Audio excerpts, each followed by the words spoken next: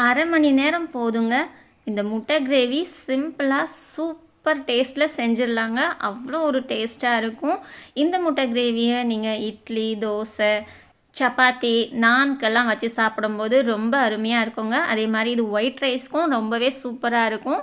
Hi friends, welcome to cook with Raji. இன்னைக்கு வீடியோல நம்ம பார்க்க போற ரெசிபி எக் கிரேவிங்க. இந்த முட்டை குழம்பு ரொம்பவே சிம்பிளா டேஸ்டா எப்படி வைக்கிறதுன்னு இன்னைக்கு வீடியோல நம்ம பார்க்க போறோம். வீடியோக்குள்ள போறதுக்கு முன்னாடி நீங்க நம்ம சேனலை சப்ஸ்கிரைப் பண்ணாம இருந்தீங்கன்னா சப்ஸ்கிரைப் பண்ணிடுங்க. அப்புறம் மறக்காம வீடியோக்கு லைக் பண்ணிடுங்க. சரிங்களா? வாங்க வீடியோக்குள்ள போலாம். இந்த முட்டை கிரேவி வைக்கிறதுக்கு நான் இன்றைக்கி 6 முட்டை எடுத்துருக்குறேங்க. 6 முட்டையை நல்லா வேக வச்சுக்கலாங்க. ஒரு 10லேருந்து 15 நிமிஷம் இந்த மாதிரி தண்ணியில் போட்டு அடுப்பில் வச்சு நீங்கள் கொதிக்க வச்சிங்கன்னா முட்டை நல்லா வெந்துடும். முட்டை வேகிறதுக்குள்ளே நம்ம வெங்காயம் நறுக்கிக்கலாம். மசாலாவுக்கும் குழம்பு தாளிக்கிறதுக்கும் சேர்த்து நான் 4 வெங்காயம் எடுத்துருக்குறேங்க. பெரிய வெங்காயம் 2 வெங்காயத்தை இந்த மாதிரி நீல வாக்கில் நறுக்கிக்கோங்க. இது நம்ம மசாலா அரைக்கிறதுக்கு எடுத்துக்கலாம். அப்புறம் 2 வெங்காயத்தை இந்த மாதிரி குட்டி குட்டியாக நறுக்கி எடுத்து வச்சுக்கோங்க. இது குழம்பு தாளிக்கிறதுக்கு இந்த மாதிரி பொடி பொடியாக கட் பண்ணி வச்சிட்டிங்கன்னா டேஸ்ட் நல்லாயிருக்கும். அப்படி இல்லைன்னா நீங்கள் சின்ன வெங்காயம் இருக்குல்ல, அதை கூட ஒரு 10 பல் அளவுக்கு எடுத்து அது இந்த மாதிரி குட்டி குட்டியாக கட் பண்ணி நீங்கள் எடுத்து வச்சுக்கோங்க. அது இன்னும் நல்லாயிருக்கும். அப்புறமா தக்காளி நான் 6 முட்டை எடுத்துருக்கிறதுனால 4 தக்காளி எடுத்துக்கிறேங்க. 6 முட்டைக்கு 4 தக்காளி போட்டால் தான் அந்த புளிப்பு கரெக்டாக இருக்கும். அதனால் 4 தக்காளி எடுத்து இதையும் கட் பண்ணி வச்சுருக்கிறேன். பாருங்கள், வெங்காயம் தக்காளி 2ஐயும் இந்த மாதிரி கட் பண்ணி வச்சுக்கலாம். தக்காளி வெங்காயம் கட் பண்ணுறதுக்குள்ளே முட்டை அழகாக வெந்து வந்துருச்சுங்க. இப்போ இதை எடுத்து ஓரமாக வச்சு ஆற வச்சிடலாம். அந்த முட்டை ஆறுறதுக்குள்ளே நம்ம ஸ்டவ்வில் ஒரு பேன் வச்சு நம்ம மசாலாவுக்கு ரெடி பண்ணிக்கலாங்க. இதுக்கு நான் பேனில் 4 ஸ்பூன் அளவுக்கு எண்ணெய் சேர்த்துக்கிறேன். எண்ணெய் சேர்த்துட்டு இதில் 2 துண்டு அளவுக்கு பட்டை எடுத்துக்கிறேங்க. பட்டை நான் கட் பண்ணி வச்சுருக்கிறதுனால உங்களுக்கு 4 பீஸாக இருக்குது. நான் சின்ன சின்ன பீஸ் 2 பீஸ் எடுத்து அதை கட் பண்ணி வச்சுருக்கிறேன். ஸோ இது கூடவே ஒரு 2 கிராம்பு, லவங்கம் சொல்லணும்னா இதை சேர்த்துக்கலாம். கூடவே 1 ஸ்பூன் அளவுக்கு கொஞ்சமாக நான் சோம்பு சேர்த்துருக்குறேங்க. இது நல்லா பொரிஞ்சு வரட்டும். எண்ணெயில் நல்லா பொரிஞ்சு வந்ததுக்கப்புறம் நம்ம நறுக்கி வச்சுருக்கோம்ல பெரிய வெங்காயம், அதையும் சேர்த்துக்கலாங்க. இதையும் சேர்த்துட்டு ஒரு 2 நிமிஷம் அளவுக்கு நல்லா வதக்கலாங்க. வதக்கும் போது இந்த பச்சை வாசம்லாம் நல்லா போயிடணும். அந்த அளவுக்கு நல்லா வதக்கிக்கோங்க. வெங்காயம் நல்லா வதங்கி ப்ரௌன் கலரில் வரணுங்க. அப்படி வந்தால் தான் இதோட பச்சை வாசம்லாம் நல்லா போகும். பச்சை வாசம் இருக்கக்கூடாது. அப்போ தான் முட்டை கிரேவி நல்லா டேஸ்ட்டாக இருக்கும். இல்லைனா ஒரு மாதிரி இனிச்சிக்கிட்டு வெங்காயம் ஸ்மெல் அடிச்சிட்ருக்கும், நல்லா இருக்காது. ஸோ வெங்காயம் நல்லா வதக்கிட்டிங்கன்னா குழம்பு நல்லா டேஸ்ட்டாக இருக்குங்க. பாருங்கள், இந்த அளவுக்கு நல்லா வதங்கி வந்துருச்சு. இப்போது இந்த வெங்காயத்துக்கு கூட 1 ஸ்பூன் அளவுக்கு நான் இஞ்சி பூண்டு பேஸ்ட்டு சேர்த்துக்கிறேங்க. இஞ்சி பூண்டு பேஸ்ட்டு சேர்த்துட்டு இதையும் நல்லா பச்சை வாசம் போகிற அளவுக்கு வதக்கிடுங்க. ரொம்பவே சீக்கிரமாக குக் ஆயிருங்க. இஞ்சி பூண்டு பேஸ்ட்டு ஒரே நிமிஷத்தில் நல்லா வதங்கி வந்துடும். பாருங்கள், நான் போட்டது எந்த அளவுக்கு சீக்கிரமாக வதங்கிருச்சு. ஸோ இந்த அளவுக்கு வதங்கினதுக்கப்புறம் நம்ம ஸ்டவ்வை ஆஃப் பண்ணிட்டு இதை நல்லா ஆற வச்சிடலாங்க. இது ஒரு ஓரமாக வச்சுட்டு இதையும் ஆற வச்சுக்கோங்க.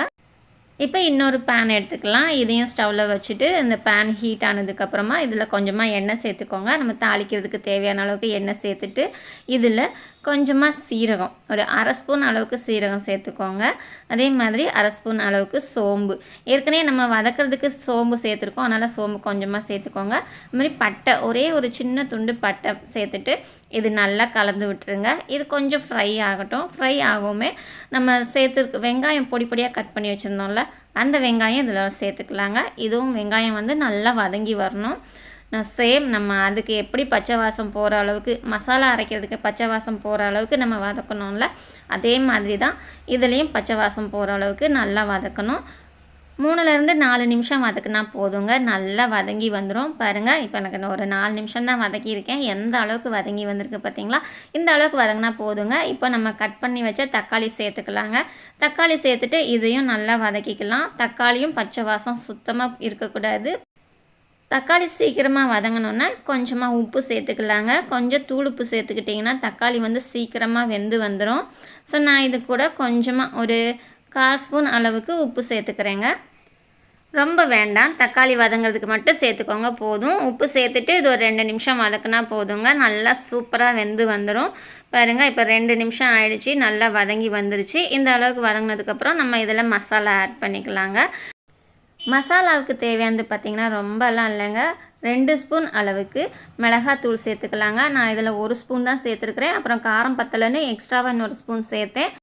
நீங்கள் போடும்போது 2 ஸ்பூன் மிளகாத்தூள் சேர்த்துக்கோங்க. கூடவே 1 ஸ்பூன் மல்லித்தூள், அப்புறம் 1/4 ஸ்பூன் அளவுக்கு மஞ்சள் தூள் சேர்த்துக்கலாங்க. மஞ்சள் தூள் சேர்த்துட்டு இது கூடவே 1 ஸ்பூன் அளவுக்கு கரம் மசாலா சேர்த்துக்கலாங்க. கரம் மசாலா வந்து ரொம்பவே நல்லாயிருக்கும். இதுக்கு வந்து 4 பொருள் தான். மிளகாத்தூள், மஞ்சத்தூள், மல்லித்தூள், கரம் மசாலா. இது எல்லாத்தையும் சேர்த்துட்டு இந்த 4 பொருளையும் சேர்த்துட்டு நல்லா வதக்கிக்கலாங்க. இந்த மசாலாவும் நல்லா பச்சை வாசனை போகணும். அந்த அளவுக்கு ஃபுல்லாக நல்லா வதக்கிடுங்க. இதுவும் ரொம்ப நேரம்லாம் ஆகாதுங்க. சீக்கிரமாக நல்லா அந்த பச்சை வாசம்லாம் போயிடும். ஜஸ்ட் ஒரே நிமிஷம் போதும். 1 நிமிஷத்தில் பச்சை வாசம்லாம் நல்லா போயிடும். பச்சை வாசம் போனதுக்கப்புறமா இது நம்ம கொஞ்சமாக தண்ணி சேர்த்து கொதிக்க வச்சுக்கலாங்க. தண்ணி சேர்க்கும் போது முதல்ல நிறைய சேர்த்துறாதீங்க.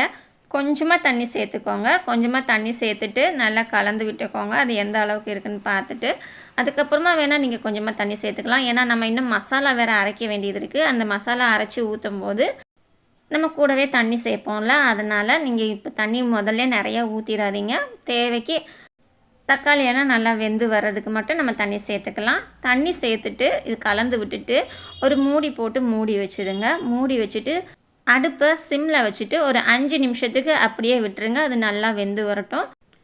இது வெந்து வர்றதுக்குள்ளே நம்ம ஏற்கனவே வதக்கி வச்சுருந்தோம்ல வெங்காயம், இஞ்சி பூண்டு பேஸ்ட்டு, இதை வந்து நம்ம ஒரு ஜாரில் போட்டுக்கலாம். ஜாரில் போட்டுட்டு இது கூடவே கொஞ்சமாக தண்ணி சேர்த்துக்கோங்க. தண்ணி சேர்த்துட்டு இது நல்லா நைஸாக அரைச்சிட்டு வந்துடுங்க. நல்லா நைஸாக அரைக்கணும். எந்த மாதிரினா பாருங்கள், இந்த மாதிரி நான் அரைச்சிட்டு வந்திருக்கேன்ல, இதை இந்த அளவுக்கு நல்லா நைஸாக அரைச்சிக்கோங்க. அரைச்சிட்டு இப்போ நம்ம குழம்புல சேர்த்துக்கலாங்க. பாருங்கள், 5 நிமிஷம் ஆயிடுச்சு. குழம்பு நல்லா வெந்து வந்துருச்சு. இப்போ இது கூட நம்ம அரைச்சி வச்ச வெங்காய விழுதை சேர்த்துக்கலாங்க. கூடவே நமக்கு எந்த அளவுக்கு தண்ணி தேவையோ அந்த அளவுக்கு தண்ணியும் சேர்த்துக்கலாம். முதல்ல தண்ணி நிறையா சேர்த்துறாதீங்க. இந்த முட்டை குழம்பு கொஞ்சம் கட்டியாக இருந்தால் தான் நல்லா டேஸ்ட்டாக இருக்கும். ஸோ அதனால் தண்ணி வந்து கொஞ்சம் பார்த்து சேர்த்துக்கோங்க. நான் வந்து இப்போ மிக்ஸி ஜாரில் ஒட்டிகிட்டு இருக்குல்லங்க, அந்த பேஸ்ட்டு, வெங்காய பேஸ்ட்டு இருக்குல்ல, இதை மட்டும் நான் கொஞ்சம் தண்ணி சேர்த்து நல்லா ஒரு அலசி இது கூட சேர்த்துக்கிறேன். இப்போ இதை நல்லா கலந்து விட்டுக்கலாம். கலந்து விட்டுட்டு இதுவும் ஒரு 2 நிமிஷத்துலேருந்து 5 நிமிஷம் வரைக்கும் நல்லா கொதிக்க வச்சுக்கலாங்க. கொதிக்க வைக்கும்போது இன்னும் நமக்கு அந்த டேஸ்ட்டு வந்து ரொம்ப நல்லா வந்துடும். இப்போ தண்ணி வந்து நமக்கு எந்த அளவுக்கு, ரொம்ப தண்ணியாக இல்லாமல் ரொம்ப கட்டியாக இல்லாமல் மீடியம் பதத்துக்கு நம்ம கரைச்சி தண்ணி ஊற்றி கரைச்சிக்கலாங்க. பாருங்கள், இப்படி இது ஒரு 5 நிமிஷம் நல்லா கொதித்து வரும்போது நல்லா கட்டியாக வந்துடும். இது நம்ம தண்ணியெல்லாம் சேர்த்ததுக்கப்புறம் மூடி வைக்க தேவையில்லை. அப்படியே நம்ம கொதிக்க வச்சுக்கலாம். இந்த ஸ்டேஜில் நம்ம டேஸ்ட்டுக்கு உப்பு சேர்த்துக்கலாங்க. ஏற்கனவே தக்காளிக்கு நம்ம வதக்கும் போது உப்பு சேர்த்துருக்கோம். அதனால் இந்த கிரேவிக்கு எவ்வளோ தேவையோ அந்த அளவுக்கு சேர்த்துக்கலாம். நான் ஒரு 1/2 ஸ்பூன் அளவுக்கு தூள் உப்பு சேர்த்துருக்குறேங்க. உப்பு சேர்த்துட்டு கலந்து விட்டுட்டு இதையும் ஒரு 5 நிமிஷம் நல்லா கொதிக்க வச்சுருங்க. இந்த 5 நிமிஷம் கொதிக்கிறதுக்குள்ளே நம்ம தேங்காய் பால் ரெடி பண்ணிக்கலாங்க. நான் தேங்காய் பால் ரெடி பண்ணதை வீடியோ எடுக்கலை. பால் மட்டும் எடுத்து இதில் ஊற்றின வீடியோவும் எனக்கு சரியாக அந்த கேமராவில் வரல. பாருங்கள், நான் வந்து கொஞ்சமாக ஒரு 2 சில்லு அளவுக்கு தேங்காய் எடுத்து நல்லா அதை அரைச்சி தேங்காய் பால் மட்டும் புழிஞ்சி நான் எடுத்து இதில் சேர்த்துருக்குறேங்க. ஃபஸ்ட்டு தேங்காய் பாலும் செகண்ட் தேங்காய் பால் 2 சேர்த்து 1 கப் அளவுக்கு இதில் நான் சேர்த்துருக்குறேன். தேங்காய் பால் ஊற்றும் போது இந்த குழம்பு வந்து அவ்வளோ ஒரு நல்ல டேஸ்ட்டாக இருக்கும். கட்டாயம் தேங்காய் பால் சேர்த்துக்கோங்க. தேங்காய் பால் சேர்த்துட்டு கொதிக்கிறதுக்கு முன்னாடியே நம்ம ஏற்கனவே வேக வச்ச முட்டை இருக்குல்ல, அதெல்லாம் நான் தோலெல்லாம் எடுத்து வச்சுருக்குறேங்க. பாருங்கள், இந்த மாதிரி 4 பக்கமும் லைட்டாக கீறி விட்டுக்கோங்க. கீறி விட்டுட்டு நம்ம இந்த முட்டையை குழம்புக்குள்ளே சேர்க்கும்போது அந்த குழம்புல உள்ள அந்த சாறு எல்லாம் முட்டைக்குள்ளே இறங்கும். அது முட்டை சாப்பிடும்போது முட்டையும் நல்லா டேஸ்ட்டாக இருக்கும். பாருங்கள், இதே மாதிரியே நான் எல்லா முட்டையும் நல்லா நறுக்கி கீறி எடுத்து வச்சுருக்கிறேன். இதை ஒன்று ஒன்றா நம்ம சேர்த்துக்கலாம். சேர்த்துட்டு லைட்டாக கலந்து விட்டுக்கோங்க. கலந்து விட்டுட்டு இதை ஒரு 2 நிமிஷம் கொதிக்க விடுங்க போதும். ரொம்ப நேரம்லாம் கொதிக்க வேண்டாம். தேங்காய் பால் சேர்த்ததுக்கப்புறம் ரொம்ப நேரம் கொதிக்க வச்சோன்னா தேங்காய் பால் திரஞ்சி வந்துடும். அப்புறம் நல்லா இருக்காது. அப்புறம் டேஸ்ட்டும் மாறிடும். அதனால் 2 நிமிஷம் மட்டும் நீங்கள் கொதிக்க வச்சு இறக்கிடுங்க. ரொம்பவே சூப்பராக இருக்கும். பாருங்கள், இது ஒரு 2 நிமிஷம் நல்லா கொதி வரட்டும்.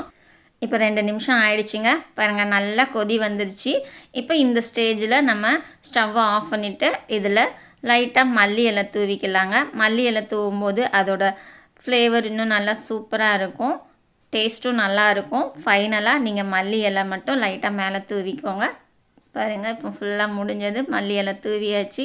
கிரேவி வந்து செம்மையாக சூப்பராக ரெடியாகி வந்துருச்சுங்க. இந்த முட்டை கிரேவியை நம்ம இட்லி, தோசை, சப்பாத்தி, நான் இதுக்கெல்லாம் நம்ம தொட்டு சாப்பிடும்போது அவ்வளோ ஒரு நல்ல டேஸ்ட்டாக அருமையாக இருக்கும். அது மட்டும் இல்லை, இந்த முட்டை கிரேவி ஒயிட் ரைஸ்க்கும் ரொம்பவே சூப்பராக இருக்குங்க. நீங்கள் முட்டை குழம்பு வைக்க போகிறீங்கன்னா இந்த மெத்தடில் ஒரு தடவை கட்டாயம் ட்ரை பண்ணி பாருங்கள். உங்களுக்கு ரொம்பவே பிடிக்கும். டேஸ்ட்டும் ரொம்ப அருமையாக இருக்கும். நீங்களும் இதே மாதிரி எக் கிரேவி ட்ரை பண்ணி பாருங்கள். உங்களுக்கு இதோட டேஸ்ட் எப்படி இருந்ததுன்னு கமெண்ட்ஸில் சொல்லுங்கள். ஸோ வீடியோ பிடிச்சிருந்தா வீடியோக்கு மறக்காமல் லைக் பண்ணிடுங்க. நீங்கள் நம்ம சேனலை இன்னும் சப்ஸ்கிரைப் பண்ணாமல் இருக்கிறீங்கன்னா உடனே சப்ஸ்கிரைப் பண்ணிக்கோங்க. சமையல் எதுவானாலும் ரசித்து சமைங்க, ருசித்து சாப்பிடுங்க. மறுபடியும் அடுத்த வீடியோவில் இன்னொரு சூப்பரான ரெசிபியோட பார்க்குறேங்க. பாய்.